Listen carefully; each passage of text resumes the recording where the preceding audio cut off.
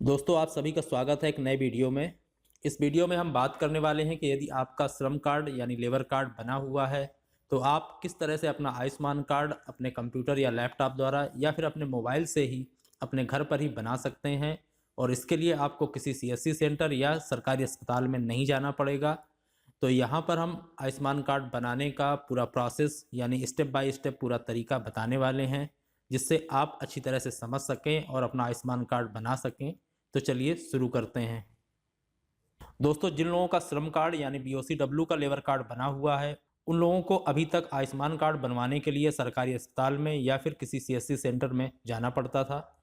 लेकिन अब सरकार ने आयुष्मान भारत की एक नई वेबसाइट यानी एक नया पोर्टल शुरू किया है और उस पोर्टल के द्वारा कोई भी व्यक्ति अपने घर में ही अपने कंप्यूटर या लैपटॉप द्वारा या फिर स्मार्टफोन से भी आयुष्मान कार्ड बना सकता है और उसको डाउनलोड भी कर सकता है। तो आयुष्मान कार्ड बनाने के लिए हम आयुष्मान भारत के नए पोर्टल में चलते हैं और इसके लिए हम वेब ब्राउज़र में setu.pmjay.gov.in टाइप करेंगे और सर्च करेंगे।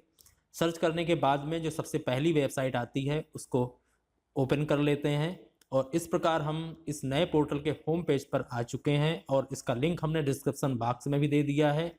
आप उस लिंक पर क्लिक करके डायरेक्ट भी इस पोर्टल के होम पेज पर आ सकते हैं और इस होम पेज पर ऊपर दाहिनी तरफ यानी राइट साइड में रजिस्टर/साइन इन का ऑप्शन दिखाई दे रहा है। तो साइन इन करने के लिए हम यहाँ पर क्लिक करेंगे। लेकिन जो आप होम पेज देख रहे हैं वो कंप्यूटर में खोला गया है। यहाँ पर रजिस्टर और साइन इन का ऑप्शन साफ दिखाई दे रहा है। लेकिन यदि आप इस वेबसाइट को या इस पोर्टल को अपने मोबाइल पर खोलते हैं तो कुछ इस तरह का दिखाई देता है और साइन इन करने के लिए हमें इस जगह पर क्लिक करना पड़ेगा, तब साइन इन का ऑप्शन दिखाई देगा और साइन इन करके आप आगे बढ़ सकते हैं।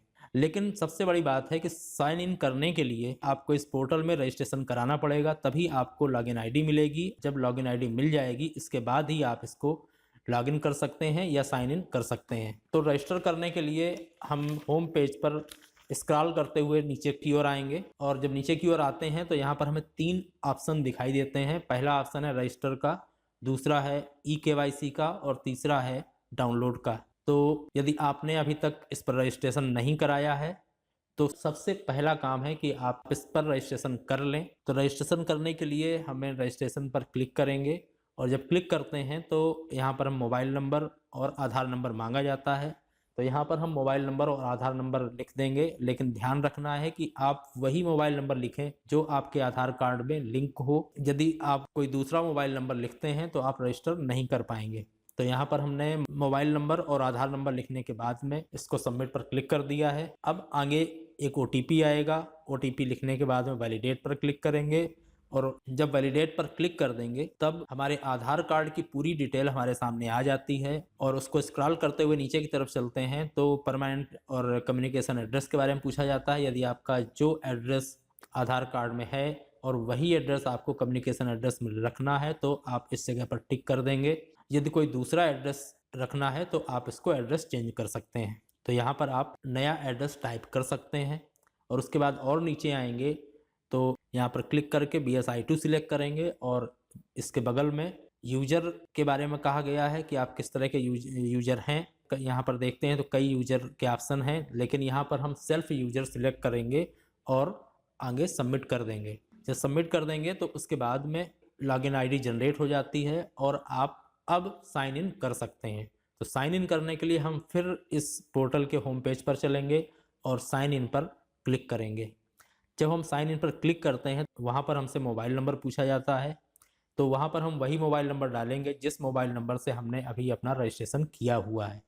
जब मोबाइल नंबर डाल देते हैं और साइन पर क्लिक कर देते हैं तो हमारे मोबाइल में एक OTP आता है और OTP को यहाँ पर लिखने के बाद वैलिडेट पर क्लिक कर देते हैं। जब वैलिडेट पर क्लिक कर देते हैं तब हमारे सामने इस पोर्टल का डैशबोर्ड ओपन हो जाता है और डैशबोर्ड पर देखते हैं तो लेफ्ट साइड में कई ऑप्शन दिखाई देते हैं।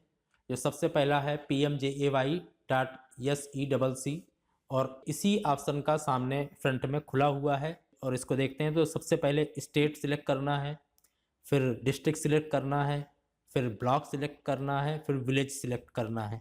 जब ये सारी चीज़ें सिलेक्ट कर लेंगे तो उस विलेज में जितने भी बेनिफिशरी होंगे यानी कि जिन लोगों का आयुष्मान कार्ड बनाने की लिस्ट में नाम होगा उन सभी लोगों का नाम सामने आ जाता है। लेकिन यहाँ पर हमें लेबर कार्ड के रजिस्ट्रेशन नंबर से सर्च करना है।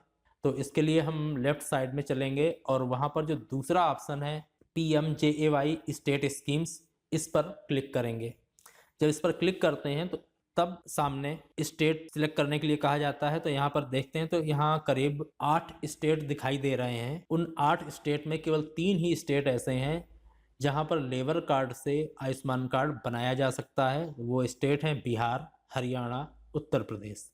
तो यदि इन 3 स्टेट में से आप कहीं के निवासी हैं तो आप अपना लेबर कार्ड से आयुष्मान कार्ड बना सकते हैं।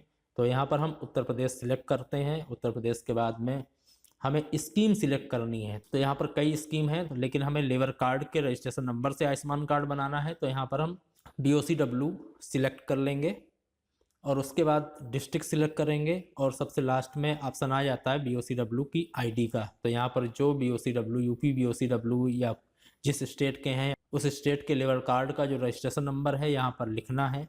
लिखने के बाद में गेट डिटेल पर क्लिक कर देना है। यदि उस लेबर कार्ड का नाम आयुष्मान कार्ड बनाने की लिस्ट में होगा तो सामने आ जाएगा, यदि नहीं होगा कोई भी नाम सामने नहीं आएगा। तो हम एक नंबर डाल के देख लेते हैं और ये नंबर हमने डाल करके गेट डिटेल पर क्लिक किया, लेकिन यहाँ पर इनका नाम अभी तक लिस्ट में नहीं है, इसलिए इनका कोई भी परिवार का नाम, परिवार के सदस्यों का नाम या श्रमिक का नाम शो नहीं हो रहा है। इसका मतलब इस लेबर कार्ड पर अभी आयुष्मान कार्ड नहीं बन सकता है। अब एक दूसरा रजिस्ट्रेशन नंबर डालकर देखते हैं और ये डालकर हमने गेट डिटेल पर क्लिक किया तो यहाँ पर तो हम देख रहे हैं कि यहाँ पर श्रमिक और उनके परिवार के सदस्य का नाम आ चुका है, यानी कि इनका आयुष्मान कार्ड बन सकता है। और दाहिनी तरफ दिख भी रहा है कि इनका अभी तक आयुष्मान कार्ड नहीं बना हुआ है। तो हम इस तरह से किसी भी लेबर कार्ड के रजिस्ट्रेशन नंबर द्वारा सर्च कर सकते हैं कि उनका आयुष्मान कार्ड बन पाएगा या नहीं बन पाएगा। और आयुष्मान कार्ड बनाने के लिए आप जो दाहिनी तरफ यानी राइट साइड में व्यू का ऑप्शन दिख रहा है उस पर क्लिक करेंगे। जब आप क्लिक करेंगे तो एक नई विंडो ओपन होगी और उस विंडो में उस श्रमिक की सारी डिटेल आधार कार्ड के अकॉर्डिंग ही फिल करनी है, यानी कि जो नाम आधार कार्ड में लिखा हुआ है वही नाम यहाँ पर लिखना है और लिखने के बाद में आगे प्रोसेस करना है। लेकिन हम अभी आगे का प्रोसेस नहीं बता रहे हैं और इसको आगे आने वाले वीडियो में बताएंगे। उसका कारण है क्योंकि अब कुछ लोगों ने ऐसा कहा है कि जिन लोगों ने आयुष्मान कार्ड इस वेबसाइट से अभी तक बनाया है उनका अभी 5-6 दिन हो चुके हैं, अप्रूव नहीं हुआ है। और जैसे ही अप्रूव होना शुरू हो जाएगा तब हम आगे का पार्ट आपको बताएंगे। तो उम्मीद है आपको ये वीडियो पसंद आया होगा। यदि वीडियो पसंद आए तो इस चैनल को सब्सक्राइब जरूर कर लें, क्योंकि इस चैनल में इसी तरह की जानकारी उपलब्ध कराई जाती है। धन्यवाद।